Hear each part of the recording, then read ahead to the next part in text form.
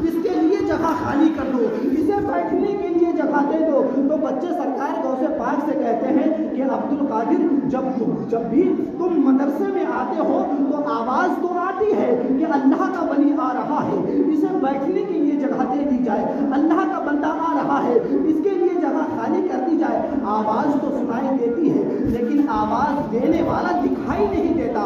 سرکار غوث پاک کوئی جواب نہیں دیتے ہیں۔ انتہائی متانتوں اور سنجیدگی کے ساتھ آپ پڑھائی شروع کر دیتے ہیں۔ پڑھائی کا سلسلہ آپ کا شروع ہو جاتا ہے، تعلیم و تعلم کا سلسلہ آپ کا شروع ہو جاتا ہے۔ عمر کا حصہ دھیرے دھیرے پروان چڑھ رہا ہے۔ 9 سال کی آپ کی عمر شریف ہوئی تو آپ کے والد ماجد حضرت موسیٰ جنگی دوست رحمت اللہ تعالیٰ علیہ کا وصال پرملال ہو جاتا ہے۔ آپ گھر کے کام کاج میں مصروف ہو جاتے ہیں، مشغول ہو جاتے ہیں۔ آپ جانوروں کو کھیتوں میں کام کرنے کے لیے لے کر جاتے ہیں تو جانور آواز دیتے ہیں، جانور کہتے ہیں عبد القادر تمہیں اس کام کے لیے نہیں پیدا کیا گیا ہے، تمہیں گھریلو گھر کے کام کاج کے لیے، کھیتی کے کام کاج کے لیے تمہیں نہیں پیدا کیا گیا ہے۔ برادران اسلام 9 ذی الحجہ شریف کا دن ہے، آپ گھر کی چھت پر چڑھتے ہیں، وہاں سے مقام عرفات آپ ملاحظہ کرتے ہیں، کیا دیکھتے ہیں؟ حجاج کرام سجدہ ریز ہیں اور گڑ گڑا رہے ہیں، گریہ وزاری کر رہے ہیں، اپنے گناہوں کی معافی تلافی کر رہے ہیں۔ آپ چھت سے نیچے اتر کر آتے ہیں، عمر کا حصہ آگے بڑھتا ہے، 19 سال کی آپ کی عمر ہو جاتی ہے۔ آپ اپنی والدہ سے کہتے ہیں امی جان میں علم دین حاصل کرنے کے لیے بغداد جانا چاہتا ہوں، وہاں پر بہت ہی زیادہ ایک مشہور مدرسہ ہے جس کو مدرسہ قادریہ کہا جاتا ہے، میں وہاں پر اللہ اور رسول کا دین حاصل کرنے کے لیے وہاں جانا چاہتا ہوں، میں رسول اللہ کا دین حاصل کرنے کے لیے وہاں پر جانا چاہتا ہوں، میں عالم بننا چاہتا ہوں، میں مفتی بننا چاہتا ہوں، میں دین کی خدمت کرنے چاہتا ہوں۔ تو آپ کی والدہ ماجدہ فاطمہ ام الخیر کہتی ہے بیٹا عبد القادر تجھے میری خدمت کے لیے نہیں پیدا کیا گیا ہے، تجھے اللہ و رسول کی دین کی خدمت کے لیے تجھے پیدا کیا گیا ہے۔ جا بیٹا عبد القادر تو عالم بن کر ہی واپس آنا، جا بیٹا عبد القادر تو بغداد جانا چاہتا ہے تو چلا جا۔ آپ کی والدہ ماجدہ آپ کو 40 اشرفیہ دیتی ہیں، وصیتیں کرتی ہیں، نصیحتیں کرتی ہیں، آپ کو ہدایت کرتی ہیں اور بہت ساری راز و نیاز کی باتیں ہوتی ہیں اور بہت زیادہ پیار اور محبت کی ماں اور بیٹے کی باتیں ہوتی ہیں۔ وصیت و نصیحت کرنے کے بعد، پیار اور محبت کرنے کے بعد آپ کی والدہ ماجدہ فاطمہ ام الخیر کہتی ہیں بیٹا عبد القادر جا تو علم دین حاصل کرنے کے لیے، اب با جسم تیری اور میری ملاقات نہیں ہوگی، جب تو واپس آئے گا تو تیری ماں تجھے نہیں ملے گی، اب تیری اور میری ملاقات بروز قیامت بروز محشر ہی ہوگی، اب تیری میری ملاقات نہیں ہوگی۔ برادران اسلام یہاں سے نتیجہ کیا نکلا، یہاں سے فکر کیا ملتی ہے، یہاں سے سوچ کیا ملتی ہے؟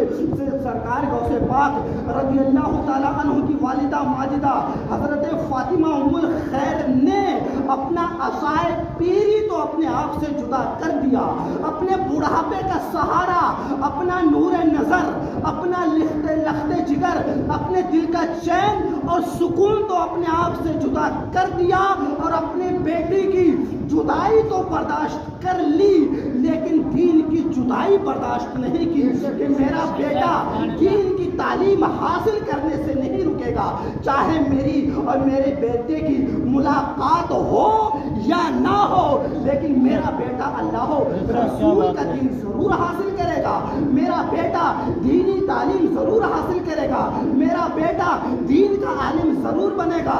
برادران اسلام سرکار غوث پاک بغداد شریف جاتے ہیں، 400 میل کا فاصلہ ہے، 400 اشرفیہ آپ کی والدہ ماجدہ نے دی، راستے میں رہزن بھی ملے، راستے میں ڈاکو بھی ملے، رہزنی بھی انہوں نے کی، ڈاکو زنی بھی انہوں نے کی، ساز و سامان بھی چھین لیا۔ ماں نے وصیت کی تھی بیٹا عبد القادر کبھی جھوٹ نہ بولنا، ڈاکو پاس میں آتا ہے پوچھتا ہے تیرے پاس کچھ ہے، فرماتے ہیں ہاں 40 اشرفیہ ہیں جو میری ماں نے دی تھی، کہاں ہے؟ صدری میں میری ماں نے سل دی ہے، ڈاکوؤں کے سردار کے پاس لے جایا گیا، آپ نے سچ سچ بتا دیا، بہت سارے معاملات پیش آئے، بغداد معلیٰ پہنچ جاتے ہیں، بغداد شریف پہنچ جاتے ہیں، علم دین حاصل کرتے ہیں۔ کھانے کے لیے جو ماں نے دیا تھا ساز و سامان ختم ہو گیا، وہاں پر اشرفیاں، درہم و دینار سب ختم ہو گئے۔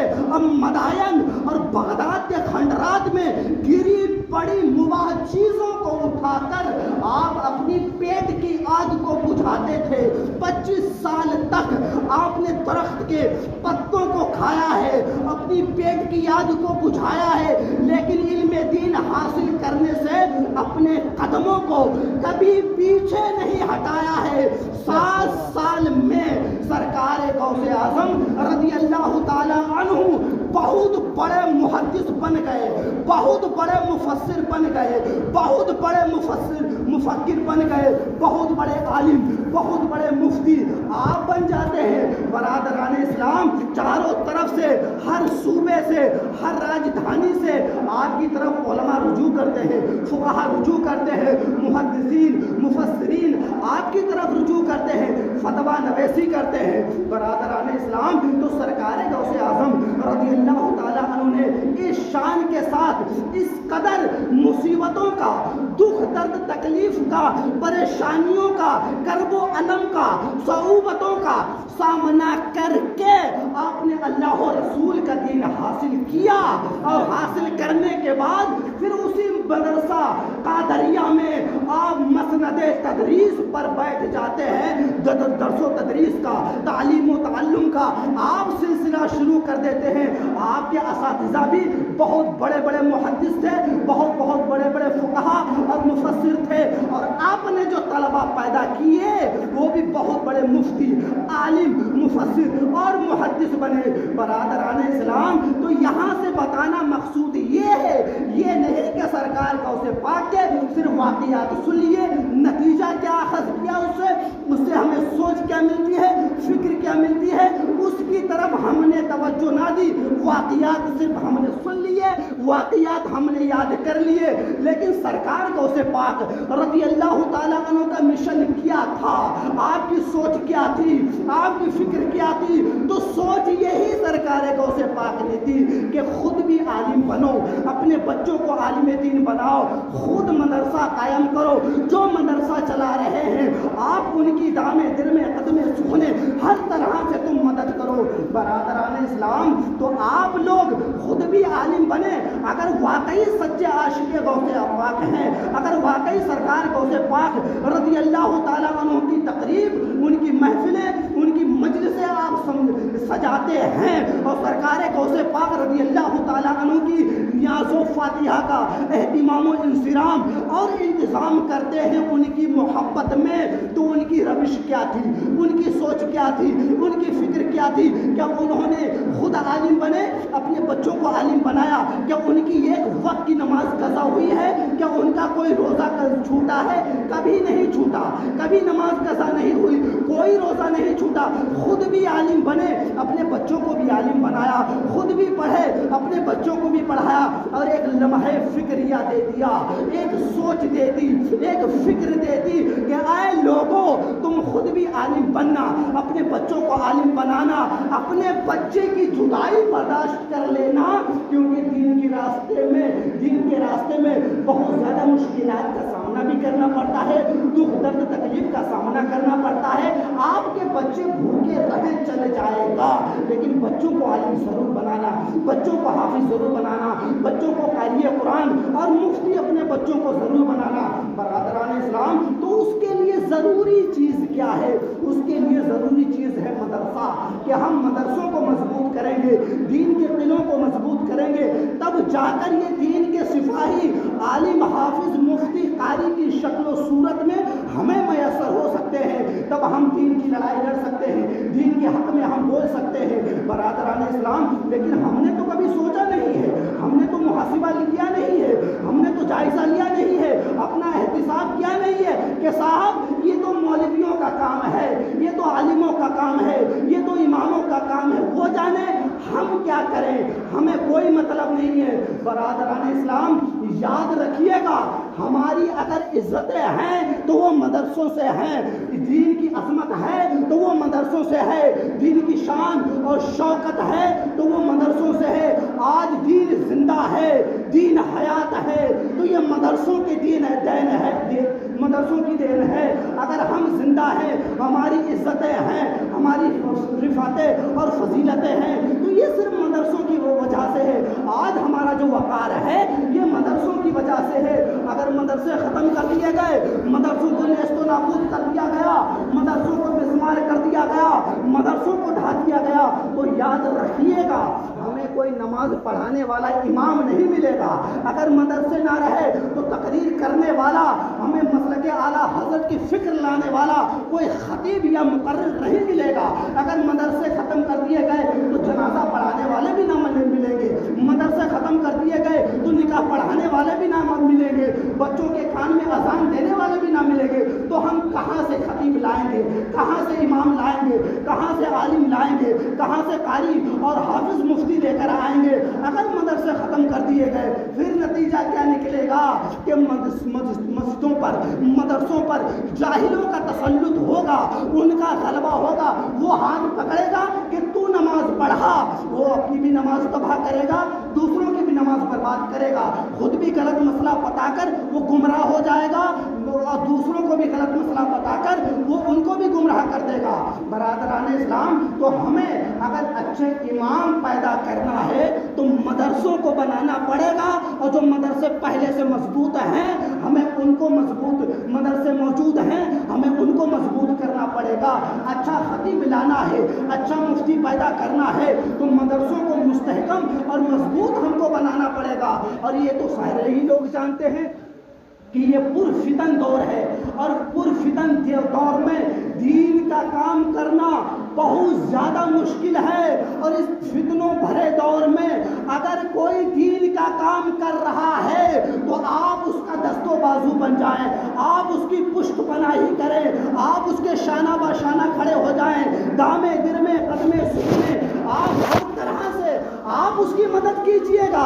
اگر کوئی دین کا کام کر رہا ہے تو اپنے لیے تھوڑی نہ کر رہا ہے، وہ اس نے پوری قوم کے بارے میں سوچا ہے، پوری سوسائٹی اور معاشرے اور سماج کے بارے میں سوچا ہے۔ برادران اسلام، تو مدرسوں کو آپ مضبوط کریں، آپ مدرسوں کی عمارتوں کو مضبوط کریں، آپ اپنے مدرسوں کو ماڈرن بنائیں، آپ اپنی مدرسوں کو لگژری اور خوبصورت بنائیں۔ آپ اسکول کالج میں دیکھ لیجئے گا، وہاں پر فل ایسی روم، وہاں پر سنگے مرمر لگا ہوا ہے، وہاں پر ٹائلیں لگی ہوئی ہیں، لیکن ہمارے مدرسے میں ابھی پلاسٹر نہیں ہوا ہے، ہمارے مدرسے میں ابھی صاحب پنکھے، فریز اور اے سی اور کولر تو دور کی بات، وہاں تو فین بھی موجود نہیں ہے، وہاں تو چھت کا پنکھا بھی موجود نہیں ہے۔ تو ہم نے اپنے مدرسوں کو کمزور کیا ہے۔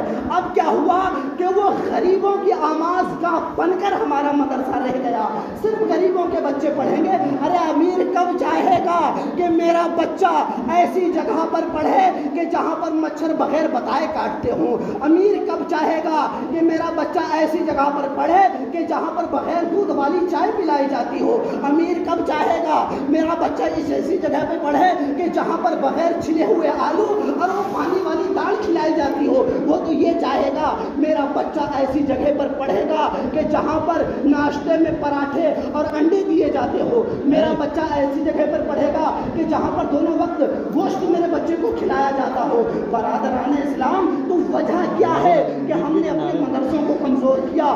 اگر اسکول اور کالج کی طرح، یونیورسٹیز کی طرح ہمارے مدرسے بھی خوبصورت ہوں، ہمارے مدرسوں میں بھی سنگ مرمر اور ٹائلیں اور ایسی کولر لگا ہوا ہو، تو امیر بھی کہے گا میرا بچہ اسی میں پڑھے گا کہ جہاں پر دینی تعلیم کے ساتھ ساتھ دنیاوی تعلیم بھی دی جائے، جہاں پر عالم بھی بنایا جائے، جہاں پر قاری بھی بنایا جائے، جہاں پر حافظ بھی بنایا جائے، جہاں پر مفتی بھی بنایا جائے، اور وہیں پر میرا بچہ عصری علوم سے بھی میں سرفراز ہوگا۔ نعرہ تکبیر، نعرہ رسالت، علماء اہل سنت، جشن غوث الورا، رسم غوث الورا، حضرت مفتی عمران صاحب قبلہ، نعرہ تکبیر، نعرہ رسالت۔ تو ہمیں اپنے مدرسوں کو مضبوط بنانا پڑے گا۔ اگر ہم اپنی بقا چاہتے ہیں، اگر ہم اپنی خیر چاہتے ہیں اور اسلام کو بقا دینا چاہتے ہیں، اور اسلام کی اگر ہم زندگی چاہتے ہیں، ہم چاہتے ہیں کہ کلمہ پڑھنے والے ہمارے یہاں پر موجود رہیں، قرآن پڑھنے والے اگر ہمارے یہاں موجود رہیں، تو مستحकम اور مضبوط بنانا پڑے گا. آپ تاریخ اٹھا کر دیکھ لیجیے گا, آپ اسلام کی ہسٹری کو پڑھیے گا, اس تاریخ اسلام کو پڑھیے گا کہ اسلام میں کیا کیا ہوا ہے. کہ نیشا پور کہ جہاں پر سرکار غریب نواز رضی اللہ تعالیٰ عنہ نے علم دین حاصل کیا تھا, وہاں پر مدرسوں کو ویران کر دیا گیا, وہاں پر مدرسوں کو اجاڑ دیا گیا. تو آج اللہ رسول کا نام لینے والا وہاں پر کوئی موجود نہیں ہے, قرآن کی تلاوت کرنے والا وہاں پر کوئی موجود نہیں ہے, کلمہ پڑھنے والا وہاں پر کوئی موجود نہیں ہے. چاروں طرف یہودیت اور نصرانیت کا وہاں پر غلبہ ہے. اسی طرح سے آپ بخارا دیکھ لیجئے گا, ارے امام بخاری جنہوں نے بخاری شریف جیسی مستند معتبر کتاب قرآن مقدسہ کے بعد جو سب سے صحیح ترین کتاب ہے بخاری شریف, جنہوں نے وہ بخاری شریف ہمیں دی ہے, ان کے شہر کا جائزہ لیجئے. وہاں پر مدرسوں کو اجاڑا گیا, وہاں پر مدرسوں کو ویران کیا گیا. تو آج وہاں پر چاروں طرف شرک و کفر کی کالی گھنگور گھٹا چھائی ہوئی ہے. وہاں پر اللہ رسول کا نام لینے والا کوئی موجود نہیں ہے, کلمہ پڑھنے والا کوئی موجود نہیں ہے, قرآن کی تلاوت کرنے والا موجود نہیں ہے. وجہ کیا ہے؟ ہماری کمزوری. ہم نے سمجھ لیا یہ تو چندہ خور مولوی ہے, یہ تو ممبئی جائے گا, یہ تو فلاں جگہ جائے گا, یہ تو اجمیر راجستھان جائے گا, چندہ کر کے آئے گا, اپنی بیٹی کی شادی کرے گا, اپنا کاروبار چمکائے گا. برادران اسلام, ہم نے یہ سمجھا تو کیا ہوا؟ وہ کیوں اپنی رسوائی کرائے, وہ کیوں اپنی رسوائی کرائے, کیوں اپنی بے عزتی کرائے, اور چندہ خور مولوی کے نام سے وہ مشہور اور موسوم ہو. وہ تو چاہے گا کہ میں تو نہیں کروں گا چندہ, چلے مدرسہ یا نہ چلے.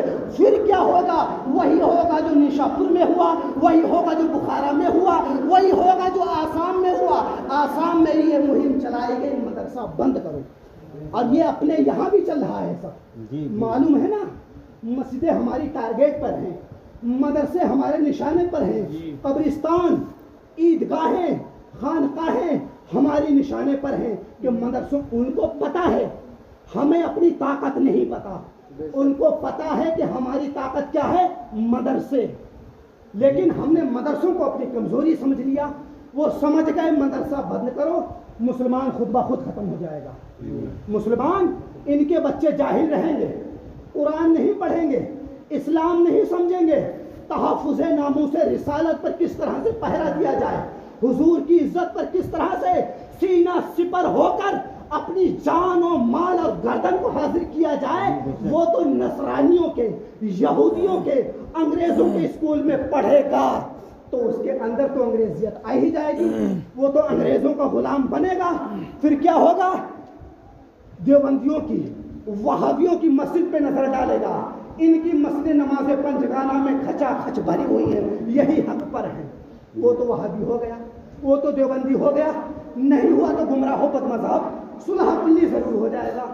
تو گیا ایمان سے. وجہ کیا ہے؟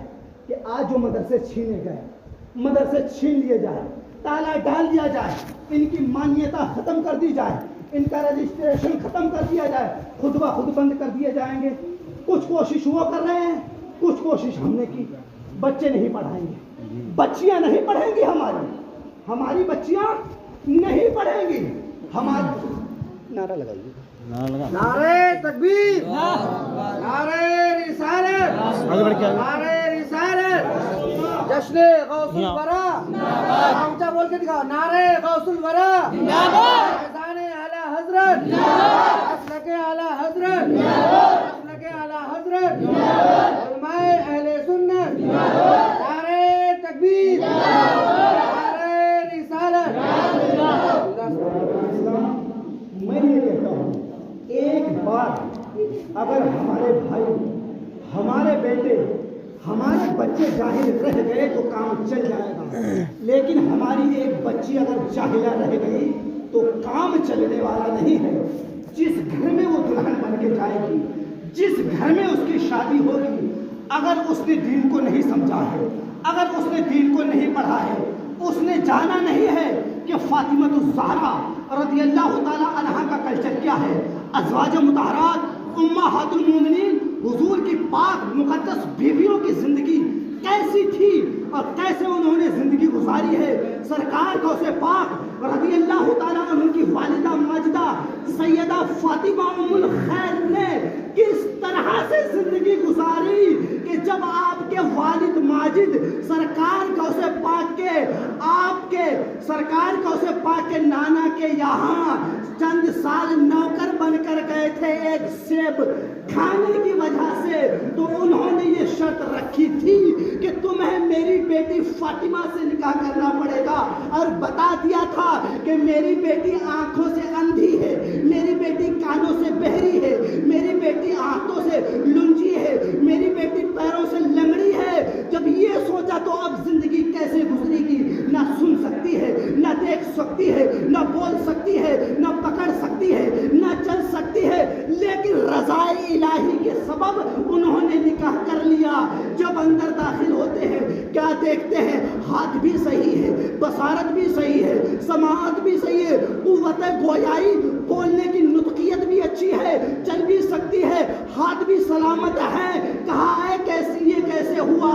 تو پتا چلا کہا اس لیے تھا کہ میری بیٹی آنکھوں سے اندھی ہے، شریعت کے خلاف کچھ دیکھا نہیں ہے، میرے خلاف بہری ہے، شریعت کے خلاف کچھ سنا نہیں ہے، میری بیٹی گونگی ہے، شریعت کے خلاف کچھ بولی نہیں ہے، میری بیٹی ہاتھوں سے لنجی ہے، شریعت کے خلاف کسی چیز کو اس نے پکڑا نہیں ہے، میری بیٹی لنگڑی ہے، شریعت کے خلاف راہوں پر اور راستوں پر وہ چلی نہیں ہے۔ ارے جب وہ میری بیٹی پڑھے گی کہ فاطمہ ام الخیر سرکار غوث پاک کی والدہ تو ایسی تھی، تو ہماری بیٹی جب وہ سمجھے گی ہی نہیں تو اپنی سسرال کو وہ تنہا اکیلی جہنم بنانے کے لیے کافی ہے۔ جہیز میں چاہے کچھ بھی دے دے، 10 لاکھ نہیں 15 لاکھ کا آپ اس کو فرنیچر دے دیجئے گا، آپ 20 لاکھ نہیں 50 لاکھ کا اس کو زیور دے کر زیورات سے لیس کر دیجئے گا، آپ 15 لاکھ نہیں 25 لاکھ کی انووا اسے دے دیجئے گا،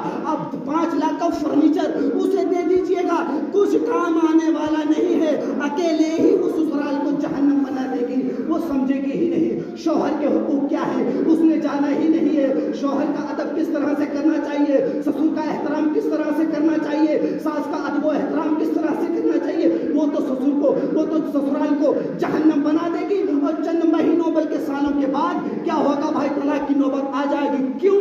کیونکہ اس کے پاس دینی تعلیم نہیں ہے۔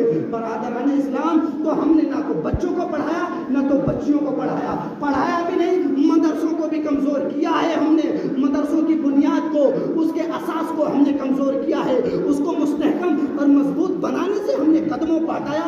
دوسرے لوگوں کے دلوں میں بھی غلط فہمیاں اور بدظنی ہم نے پیدا کر دی، فلاں مدرسے کے قریب نہ جانا، وہ تو ہمارے مخالف کا مدرسہ ہے صاحب۔ ارے مخالف ہوگا تو ہونے دے، اگر کوئی نیم کا درخت یا کوئی بھی پیڑ دشمن کے دروازے پر کھڑا ہے تو وہ ہم کو آکسیجن پرووائڈ کرے گا، آکسیجن دے گا اور ہمارے یہاں سے بیماریوں کو ختم کرے گا، یہ نہیں دیکھے گا۔ اور تو بھی نہیں سوچے گا یہ دشمن کا درخت ہے، اور وہ درخت بھی نہیں کہے گا میں تو دشمن نے اس کے دشمن نے مجھے لگایا ہے۔ اسی طرح سے اگر تیرے دشمن کا بیٹا عالم ہوگا تو وہ تجھے فائدہ پہنچائے گا، دین کی باتیں بتائے گا، نماز کا طریقہ بتائے گا، تیری تبلیغ کرے گا، تیری اصلاح کرے گا، دین کی ترویج و اشاعت اور اس کی تبلیغ وہ کرے گا۔ تو دشمن ہو، مخالف پارٹی کا ہو، اور یہ پارٹی بندی کیا ہوتی ہے، یہ تفرقہ بازی کیا ہوتا ہے، یہ اختلاف کیا ہوتا ہے؟ ارے ہم نے تو ان اختلافات سے، تفرقہ بازی سے، پارٹی بندی سے ہم نے تو دین کا نقصان کیا ہے۔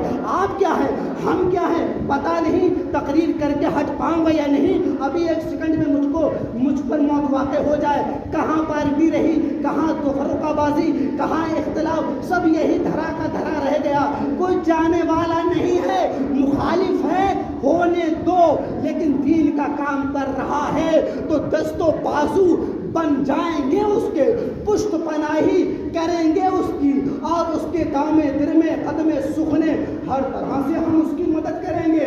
برادران اسلام، تو مدرسوں کو آپ مضبوط کریں انشاءاللہ، کریں گے نا مدرسوں کو مضبوط، اپنے بچوں کو سرکار واقعی سچے عاشق غوث پاک رضی اللہ تعالی عنہ ہیں تو آج یہاں سے یہ عزم مصمم اور پختہ ارادہ کر کے اٹھیے گا، ورنہ بکرا ذبح کرنے کرنے سے کچھ نہیں ملنے والا ہے. 1100 2100 یا 5100 کی نیاز کوئی کام نہیں آئے گی, کچھ کام آنے والا نہیں ہے. آپ 1100 نہیں, 11 لاکھ نہیں, 11 کروڑ کی آپ نیاز سرکار کو اسے پاکی دلا دیجیے گا. ایک وقت کی اگر 1 روپیہ بھی زکوٰۃ کا آپ کے ذمہ واقعی ہے تو وہ 11 کروڑ کی نیاز آپ کی معلق رہے گی, کیونکہ شریعت کا مسئلہ ہے اور یہ فتویٰ ہے کہ جب تک اگر فرض ذمے میں باقی ہے تو کوئی نفل قبول نہیں ہے. تو بکرے ذبح کرنا یہ فرض یا واجب نہیں ہے, نفلی کام ہے, مستحب اور مندوب کام ہے. تو 11 کروڑ کے بکرے ذبح کر دیجیے گا. سردیوں میں 10 لاکھ لوگوں کو کمبل بانٹ دیجیے گا. 1 روپیہ اگر زکوٰۃ کا باقی ہے کوئی کام نہیں آئے گا, کچھ کام آنے والا نہیں ہے.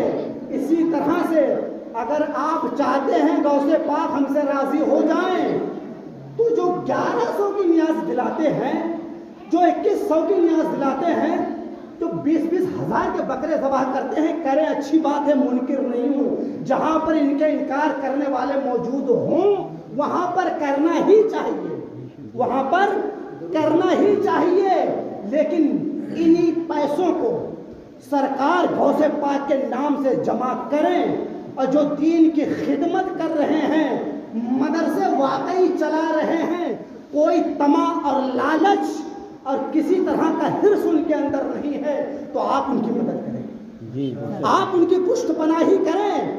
کیونکہ میں نے دیکھا ہے تقریباً 20 علماء کرام کا ایک ازدحام کثیر اور جمع غفیر مولانا عبدالحمید صاحب کی سالانہ کی فاتحہ میں موجود تھا, اور آپ کے مولوی مہشا صاحب قبلہ بھی وہاں پر موجود تھے, اور ایک مولوی وہاں پر آیا تھا جس نے مدرسہ بیچنے کی بات کی, جس نے مدرسہ بیچنے کی بات کی. بتائیے اس دور میں کون غریب ہے؟ میں کسی کو نہیں مانتا ہوں غریب ہے, سب پر زکوٰۃ الا ماشاء اللہ تقریباً 99% لوگوں پر اس دور میں زکوٰۃ فرض ہے. زکوٰۃ 99% لوگوں پر فرض ہے. وہاں پر علماء کرام کا ایک جمع غفیر ازدحام کثیر موجود تھا, کثرت کے ساتھ علماء موجود تھے, عوام بھی موجود تھی. بات چلی مدرسے کی, وہ چاہ رہا تھا کہ کسی وہابی دیوبندی کو مدرسہ دیا جائے, لیکن ہمارے مولوی مہشا صاحب نے وہاں پر یہ عزم مصمم کیا, پختہ ارادہ کیا کہ زمین خود کی بیچنی پڑے تو بیچ دوں گا, لیکن کسی وہابی کے ہاتھ میں یہ مدرسہ نہیں جانے دوں گا. برادران اسلام, یہ وہاں پر طے ہو گیا, سودا طے ہو گیا, سارے معاملات طے ہو گئے. بعد میں یہ حزن و ملال والی خبر ملی, دل کو زخمی کر دینے والی یہ خبر موصول ہوئی کہ اس مردود نے کسی وہابی دیوبندی کو وہ مدرسہ دے دیا ہے. معاذ اللہ رب العالمین. آپ بتائیے گا اب وہاں پر تو شرک و کفر کا اڈا قائم کیا جائے گا, اور وہاں پر شرک و کفر کی مشین چلائی جائے گی, اور شرک و کفر کی مشین سے وہ تیر چلائے جائیں گے جو ہمارے ایمان و عقیدے کو خراب کریں گے اور زخمی کریں گے. بتائیے کتنا گھٹیا اور کتنا غلیظ اور گندا کام ہوا ہے آپ کے یہاں پر. کسی نے آواز اٹھائی؟ کسی نے ایسے لوگوں کا سوشل بائیکاٹ, سماجی بائیکاٹ یا شرعی بائیکاٹ کیا؟ بتائیے وہ اپنے آپ کو حافظ کہلانے کے لائق ہے؟ بولیے, مولوی کہلانے کے لائق ہے؟ عالم کہلانے کے لائق ہے؟ کچھ کہلانے کے لائق نہیں ہے, وہ نرا جاہل ہے. اس نے وہاں پر شرک و کفر کا اڈا قائم کیا ہے, اور کسی وہابی کو دیوبندی کو مدرسہ دے دیا. آپ بتائیے وہاں پر مسلک اعلیٰ حضرت کا کام کیا جائے گا؟ وہاں پر تحفظ ناموس حضور کی ناموس پہ پہرا دیا جائے گا؟ دیا جائے گا؟ نیاز و فاتحہ کا فتویٰ وہاں سے دیا جائے گا؟ غوث پاک کی نیاز کرنے کا حکم وہاں سے صادر کیا جائے گا؟ حضور کی سرکار غوث پاک کی نیاز اور 11ویں کرنے کا, بریانی بنانے کا حکم وہاں سے دیا جائے گا؟ وہ تو کہے گا کہ حضور ہماری طرح بشر ہے. وہ تو کہے گا معاذ اللہ کہ 11ویں شریف کی فاتحہ دلانا یہ شرک و بدعت ہے. وہ تو کہے گا کہ حضور غوث پاک کے نام پر بکرا ذبح کرنا یہ شرک ہے. تو بتائیے اس نے ایک وہابی کو پیسوں کے لالچ میں مدرسہ دے کر کتنے لوگوں کے ایمان و عقیدے پر اس نے ڈاکہ ڈالا ہے.